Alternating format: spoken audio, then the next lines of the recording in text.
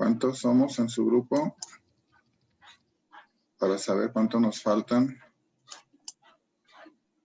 17, creo. Ok. Profe. Dígame. A Daniel se le fue la luz. Dijo que iba a ver para alcanzarse a conectar, pero que le avisara. Okay. Entonces pónmelo también en el chat, por favor. Ok.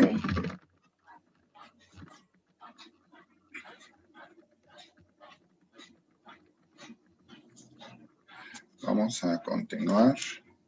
Bienvenidos todos. Vamos a compartir pantalla.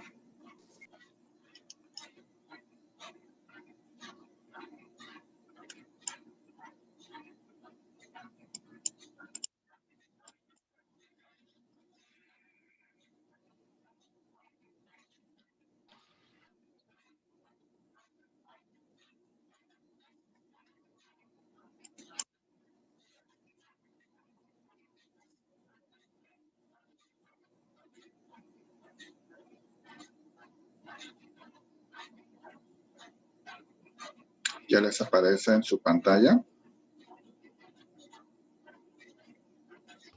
Ya, profe.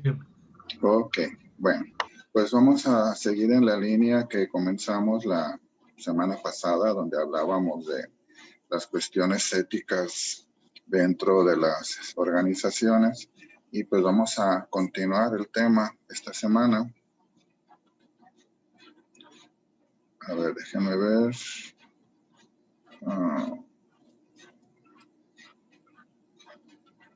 Este ya lo habíamos pasado. Permítanme.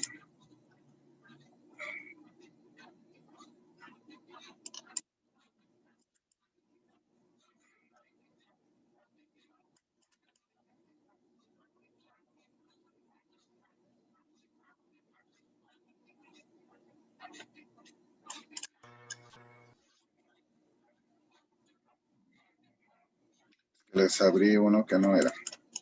Permítanme.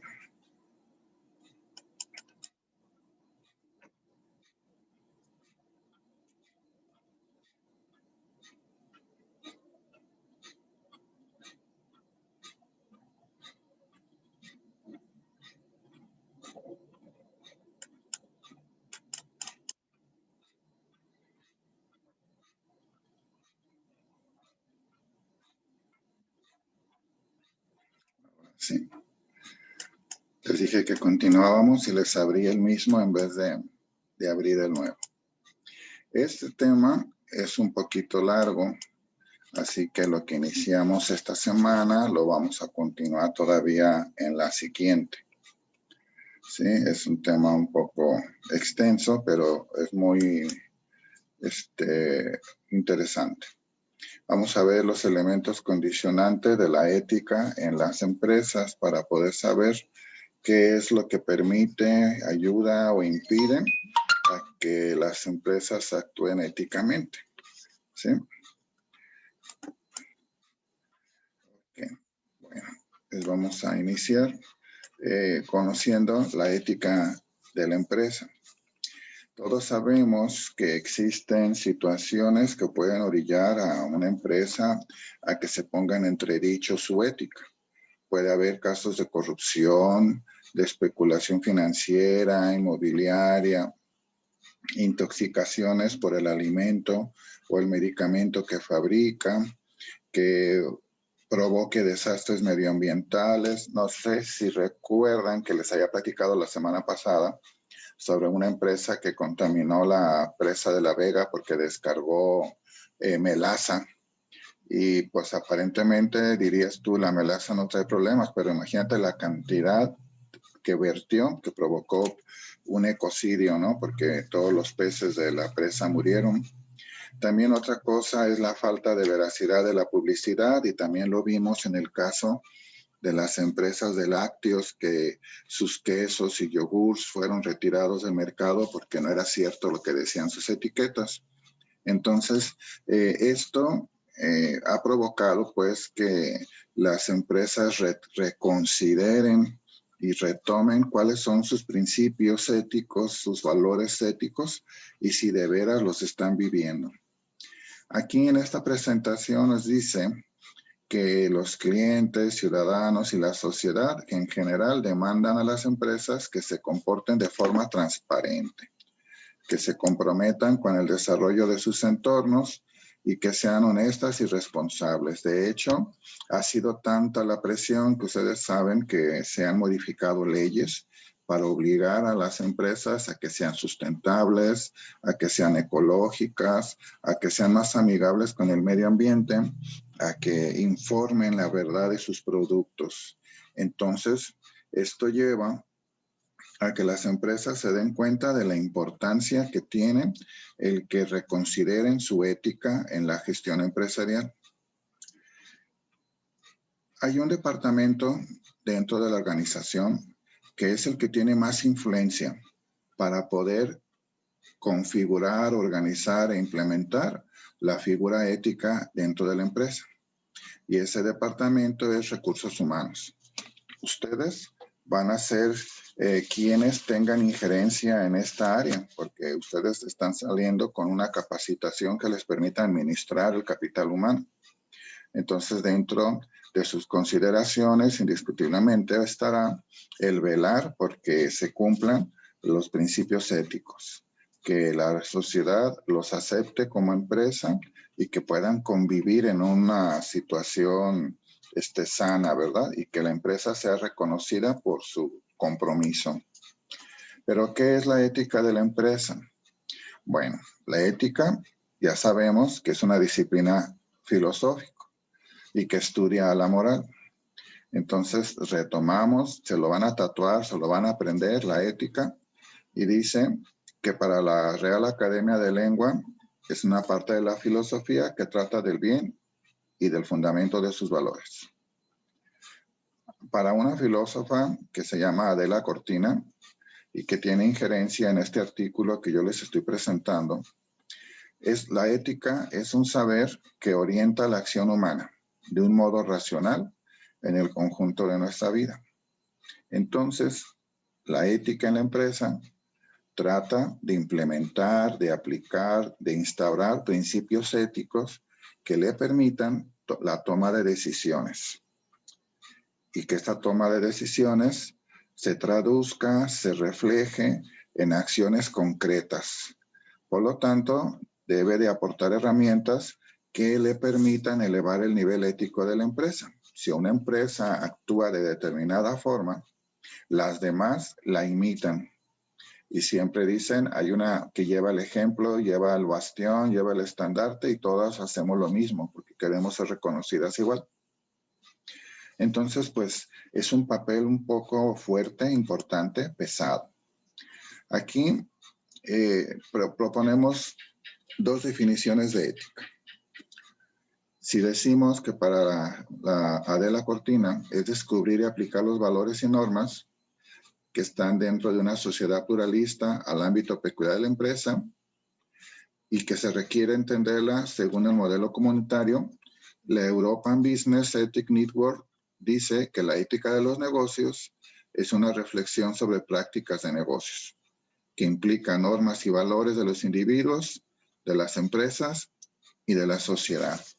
No sé si se han percatado ustedes que ahora hasta los gobiernos en su plan de desarrollo, en su plan de trabajo, muestran misión, visión y valores.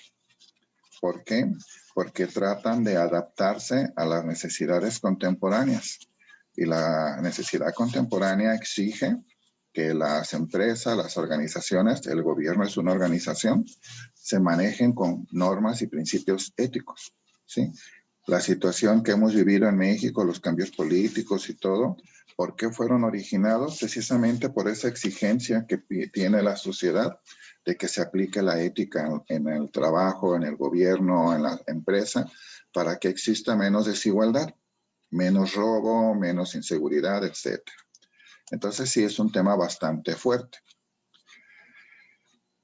Debemos de identificar que aunque tratamos de llegar a donde mismo, existe diferencia entre lo que es la ética de la empresa, la ética económica y la ética individual. ¿Qué busca la ética económica?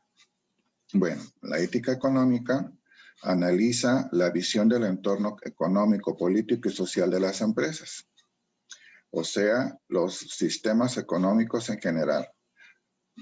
Se preocupa por la justicia, el desarrollo sostenible, la redistribución de la riqueza, el papel del Estado, la responsabilidad social de las empresas, que no exista explotación infantil y que se respete el medio ambiente.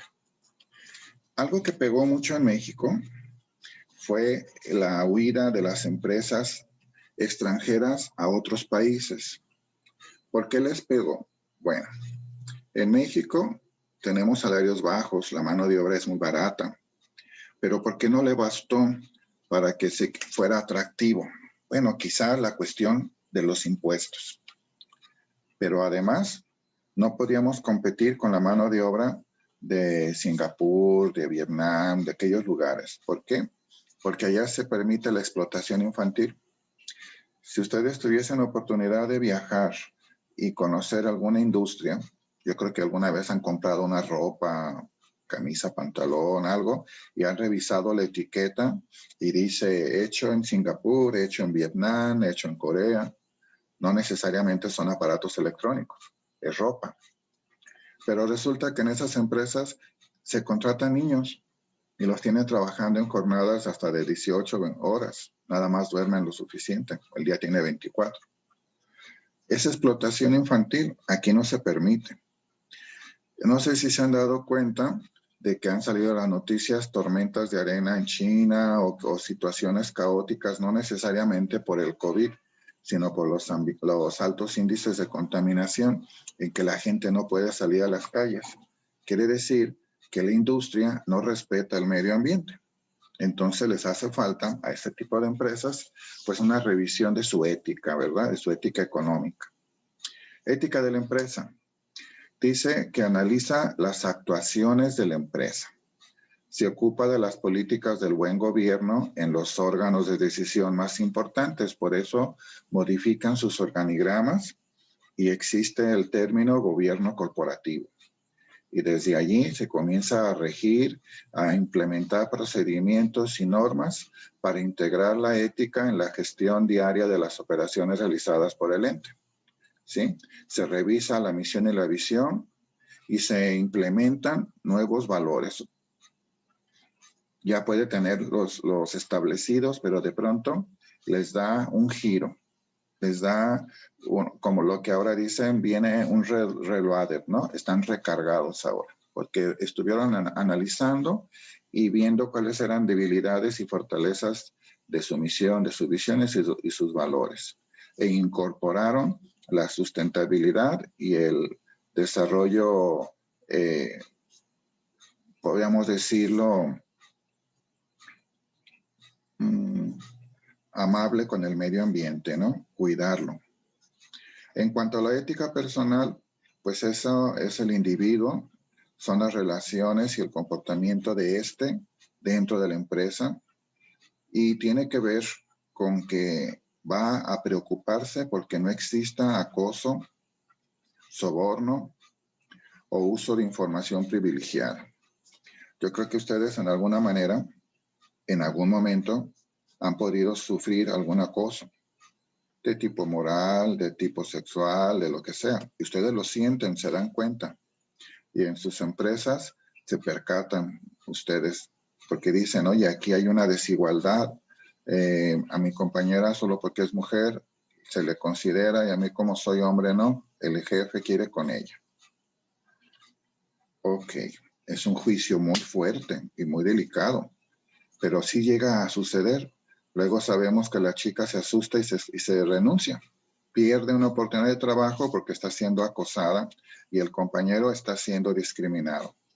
¿Y qué pasa? Provoca situaciones de incomodidad y de incluso hasta de violencia, porque luego siente molestia porque hay un mejor trato hacia ella y comienza a verla mal. sin ponerse a dar cuenta de que está siendo molestada a ella, ¿verdad? Entonces son situaciones que ponen en juego la ética personal del individuo dentro de la empresa en la que labora. Entonces, la empresa tiene que tomar en cuenta estas situaciones. Habíamos platicado cuando veíamos el código de ética del administrador que tenía que evitarse el acoso, la desigualdad, la discriminación. ¿Sí lo recuerdan? Que yo les decía que su código lo ponía en primeros lugares a diferencia de los códigos de otras carreras. El del administrador tiene un gran peso y por eso se preocupa por todo esto. La ética de la empresa y la responsabilidad social corporativa. Estos son conceptos distintos, pero que se relacionan. La ética de la empresa son normas y principios que se utilizan para resolver diferentes problemas morales o éticos dentro del contexto empresarial. Y la ética o la responsabilidad social corporativa son actuaciones voluntarias que emprende una empresa para responder a la responsabilidad de los impactos económicos, sociales y ambientales de sus propias operaciones comerciales. Específicamente, a relación con grupos de interés que interactúan con la empresa. ¿Y que quiénes son esos grupos de interés? Pues en primer lugar los dueños, los accionistas. Enseguida los clientes, los proveedores y los tres como parte de la sociedad. Entonces, aquí en color de fondo rosa dice que la responsabilidad social corporativa es la puesta en práctica de la ética de la empresa asociada a fines comerciales estratégicos. Entonces, estamos identificando cuáles son los dos conceptos, se confunden muchísimo, forman parte de la misma empresa, las dos existen, sí, subsisten y existen y coexisten dentro de la empresa, pero deberemos de identificar cuándo aplica una y cuándo se aplica la otra, ¿sí?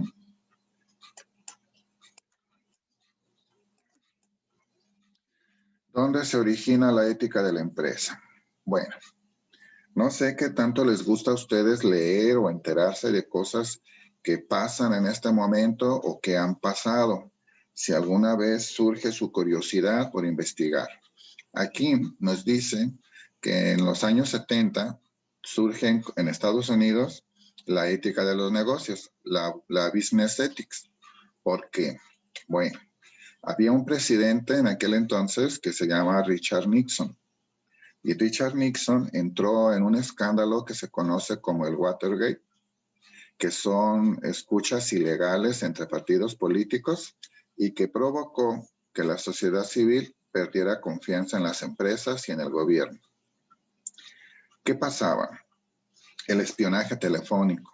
Se intervenían líneas y se coartaban estrategias comerciales para desviarlo a fines políticos. Si ustedes saben que ya nada más existen los demócratas y los republicanos, entonces había demócratas que tenían ciertas empresas, había republicanos que tenían otras, entonces el partido en el poder se dedicaba a espiar los teléfonos de sus contrarios y publicaba información valiosa que era confidencial y de uso exclusivo de la empresa y de pronto, por decir algo, ventaneaban situaciones. Entonces se decía ahí, ¿dónde está la ética?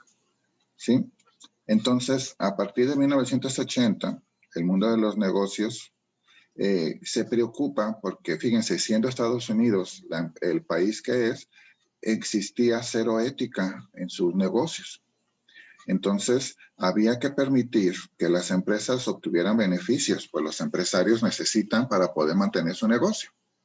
Pero requerían que esos beneficios no dejaran de lado los valores éticos. O sea, no voy a llegar a obtener una utilidad o una ganancia por pasar encima de la sociedad o de mis competidores, ¿sí? Entonces, había una persona que fue premio Nobel, que se llama Milton Friedman, que él dice que los intereses de las empresas es incrementar sus beneficios. Exactamente. O sea, yo no invierto para ser la hermana Teresa. Si quiero ser una empresa de caridad, pues estableceré una asociación civil para hacer ese servicio. Pero si yo pongo un negocio, yo pretendo obtener un beneficio, una utilidad. Entonces, ¿cómo llegar a esa utilidad sin mentir, sin dañar, sin contaminar, sin provocar problemas? Pues eso es lo que se va a encargar la responsabilidad social corporativa. Primero, de que se establezca y segundo, de que se lleve a cabo. La Business Ethics llega a Europa y allá se denominó ética de la empresa, porque se entiende que la empresa es más que un negocio, es un grupo humano conformado por personas de diferentes sexos, pensamientos, ideologías, pero que llevan una tarea muy valiosa para la sociedad. ¿Cuál es? Pues producen satisfactores y producen fuentes de empleo.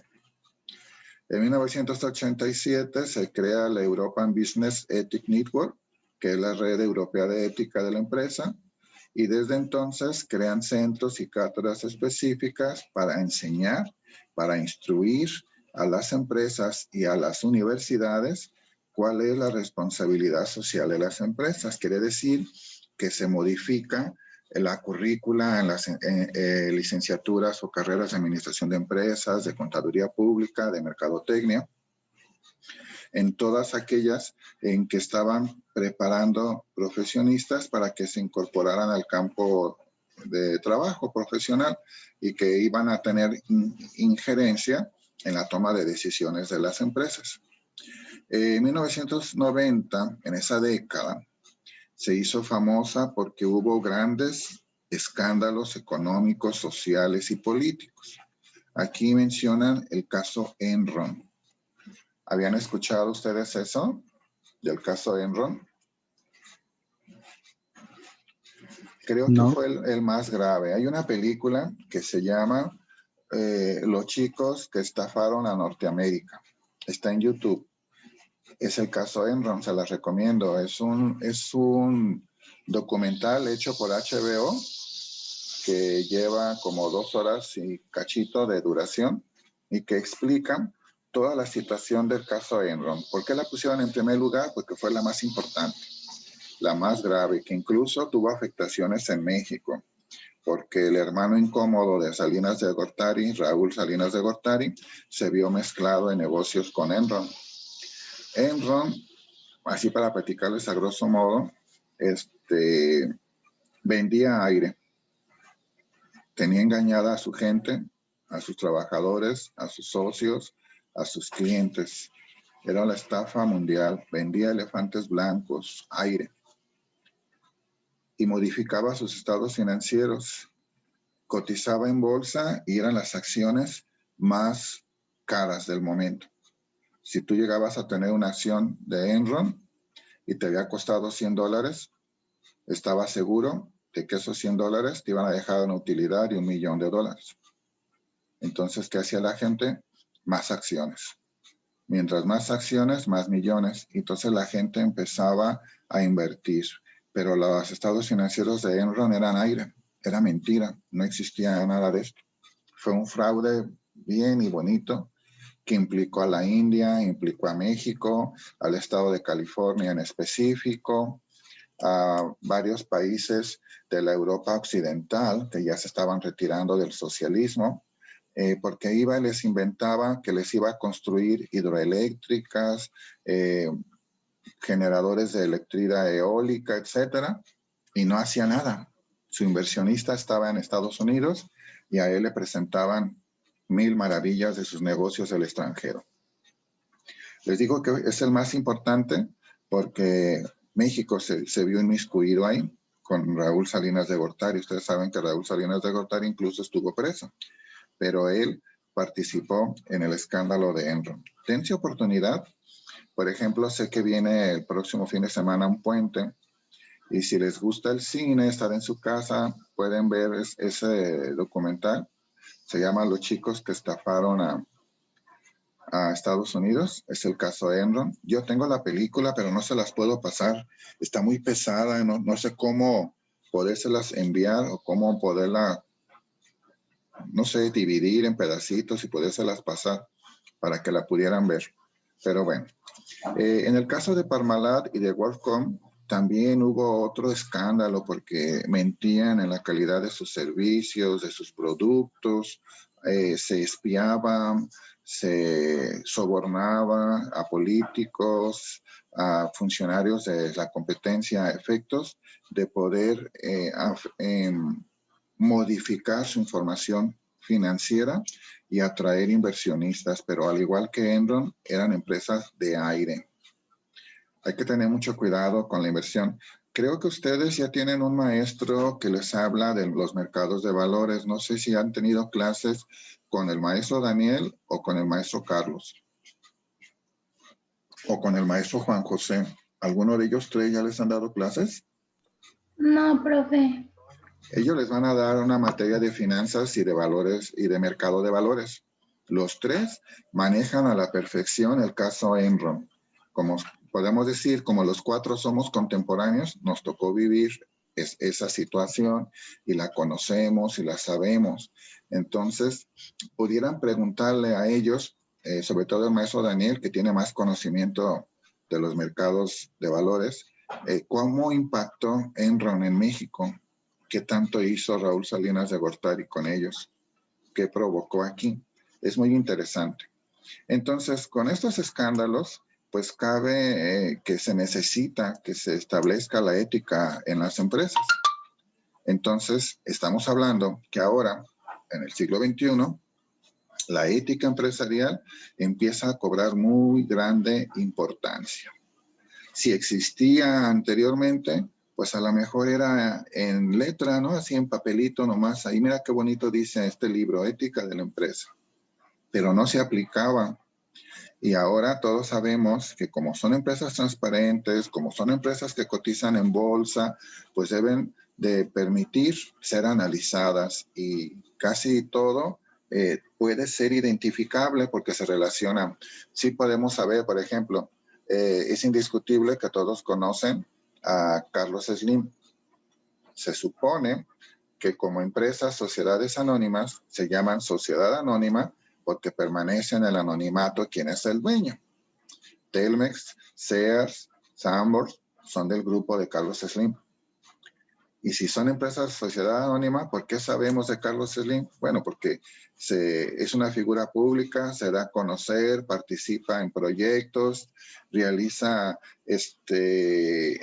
movimientos o actividades en beneficio de la sociedad, ¿sí? También sabemos que permite que gente que no puede estudiar le ayuda a que estudie, crea fuentes de trabajo. El caso es que todo el mundo lo conocemos y posiblemente sepamos quién es el dueño de Televisa, quién es el dueño de TV Azteca, y conocemos que estos han estado mezclados en escándalos políticos y éticos, por lo que se ha sabido que hacen, ¿sí? Por ejemplo, cuando empezó la pandemia, se criticó mucho a TV Azteca, porque no sé si recuerdan que su presidente decía que ellos iban a seguir trabajando a pesar de la enfermedad, porque no podían darse el lujo de perder dinero. ¿Y que provocó? Que las primeras víctimas del COVID fueron muchos empleados de TV Azteca, ¿sí? Porque ellos los tenían ahí laborando, no se guardaban los protocolos y se estuvieron enfermando. Entonces fueron muy criticados porque decían, eso es un escándalo, se está preocupando por su beneficio económico y está dejando de lado el beneficio de sus trabajadores. Voy a guardar el chat. Ya me llegó la visita de los 10 minutos. Tenemos 13. Y en el chat, ok, ya me pusieron los 2 comentarios de los chicos que no tienen luz. Voy a guardarlo. Esta presentación ya está guardada en la plataforma y ya lo pueden descargar allí. A ver. Guardar chat. Ya está guardado el chat. Regresamos a compartir. Bueno. Entonces, decía yo, se preocupan mucho ahora en la sociedad y no sé si se han dado cuenta que comienzan a escarbarle y no solamente platican la situación de este momento, sino que platican el historial, qué hay detrás, desde cuándo. La semana pasada yo les platicaba del escándalo de los chiles allá en la Costeña. ¿Se acuerdan? No hubiera pasado nada y todo el mundo hubiera dicho qué charlotada, qué charra, qué chiste. Y ahí hubiera quedado, de no ser por los principios éticos de la gente que lo ve, el asco que les dio y la preocupación porque se quitara eso. ¿Que lo afectó económicamente y perdió millones de pesos? Sí. Pero la Costeña fue ética y decidió retirar su producto y destruirlo antes que enfermar al público consumidor. Entonces ahí demostró que tenía principios, ¿verdad? Bueno, aquí como especie de resumen lo que ha sucedido a partir de 1970. En el 70 surge la Business Ethic en Estados Unidos, provocada por el caso Watergate con el presidente Nixon. En la década de los 80, la prioridad en las empresas es obtener beneficio y por lo tanto surten instituciones públicas vinculadas a la ética empresarial, o sea, entidades de gobierno que vigilaban la ética de las empresas. En la década de los 90 existen grandes escándalos financieros e inmobiliarios y esto replantea la ética de la empresa. Sus maestros les van a platicar, aparte de Edson, otros casos que hubo ahí de Lehman Brothers, que también es el más sonado y hay películas al respecto, lo van a ver todo en YouTube. Y en el siglo XXI, la ética en la empresa se convierte en una cuestión relevante que centra investigaciones, publicaciones y la propia práctica empresarial.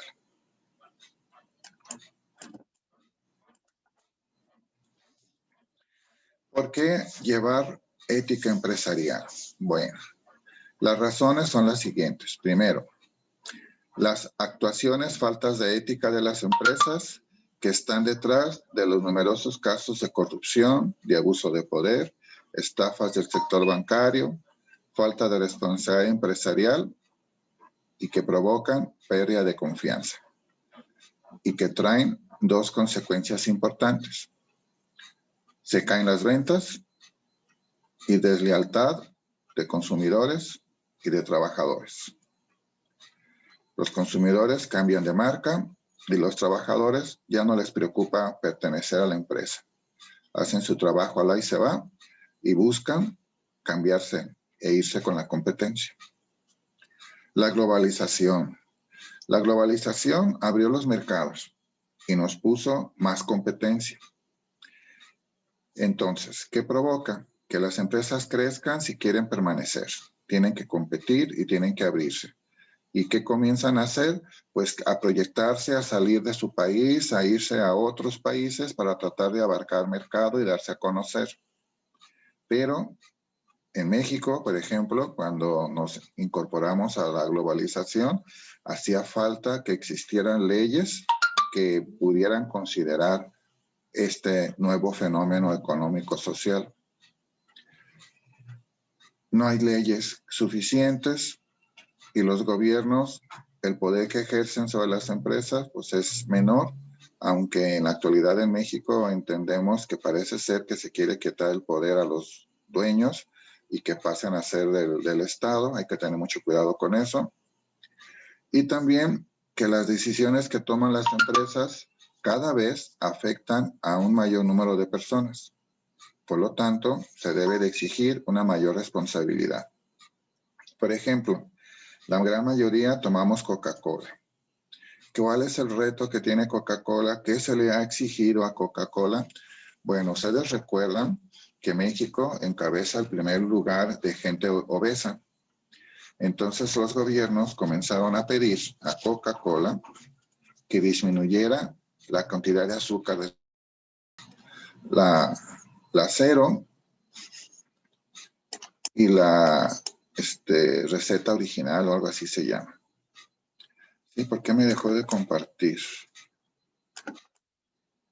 Ahí está. ¿Sí les aparece en su pantalla? Sí. Ok. Sí, profe. Además, ¿qué otra razón hay para la ética empresarial? La imagen y la reputación corporativa. ¿Por qué? Porque en los últimos años se cuida, se vela porque exista ventaja competitiva en las empresas.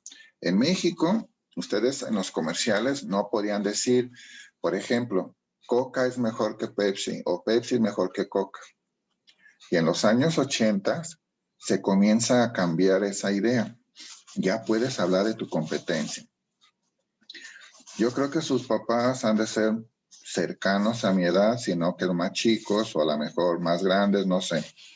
Pero si ustedes les platican, pueden preguntarles que en qué consistía el reto Pepsi. ¿Y qué recuerdan de los comerciales de Coca y Pepsi de la década de los 80? ¿Alguna vez han visto ustedes un comercial del reto Pepsi y de los comerciales de Coca y Pepsi de esa época? Están todos en YouTube, ahí los pueden encontrar. ¿Nunca han visto alguno? El reto Pepsi se ponía en las plazas y te invitaba a tomar refresco. Tú, claro que sabías que te iba a ofrecer Pepsi, pero te daba 2 vasos. Haz de cuenta que tenía 2 vasos servidos con refresco oscuro dentro de un tubo blanco. Y te destapaba el primero y te decía, pruébalo.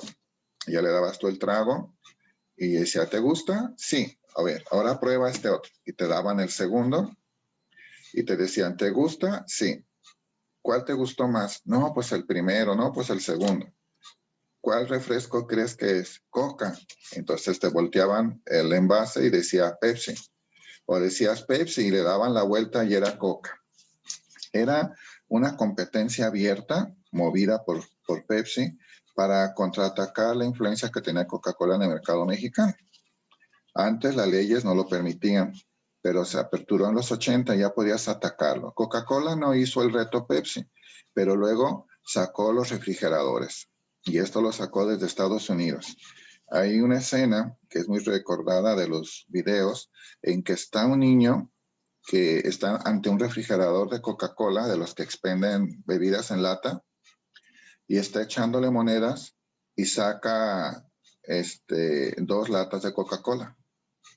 Las toma y se cruza la calle y está un refrigerador de Pepsi. Entonces pone las latas de Coca-Cola, se para en las latas y alcanza la ranura y entonces echa una moneda y saca una Pepsi. La destapa y se la va tomando y deja las latas de Coca en el piso. ¿Cuál era el mensaje? Pues era la competencia. Pepsi decía que era mejor con Coca, que la gente prefería, por ejemplo, desperdiciar 2 latas de Coca con tal de alcanzar y sacar una lata de Pepsi. Entonces contraataca Coca-Cola, saca los mismos refrigeradores, pero ahora los refrigeradores son como los personajes de los robots que se convierten en carros. ¿Cómo se llaman estos? Ay, que hay película de ellas. Transformers. Entonces, el refrigerador de Coca se transforma y el de Pepsi también y comienzan a pelear un refrigerador contra el otro, gana Coca-Cola. Entonces dices tú, eso no se permitía, no se podía ver abiertamente. Sí, ya se puede. Incluso hasta en las marcas de